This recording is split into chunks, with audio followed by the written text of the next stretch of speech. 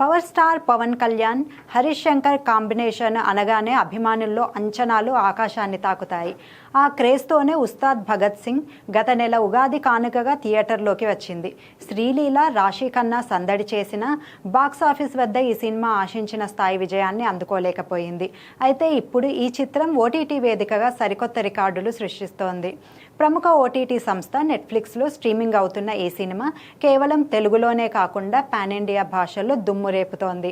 ప్రస్తుతం దాదాపు 10కి పైగా దేశాల్లో టాప్ 10 ట్రెండింగ్లో నిలవడం ట్రేడ్ వర్గాలను సైతం ఆశ్చర్యపరుస్తోంది. థియేటర్లలో మిశ్రమ స్పందన వచ్చిన డిజిటల్ స్క్రీన్పై మాత్రం పవర్ స్టార్ మేనియా స్పష్టంగా కనిపిస్తోంది.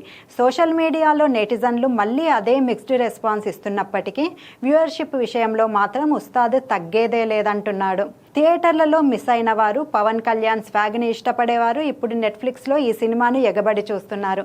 మొత్తానికి వెండితెరపై కంటే బుల్లితెరపైనే భగత్ సింగ్ అసలైన సత్తా చాటుతున్నాడని చెప్పాలి.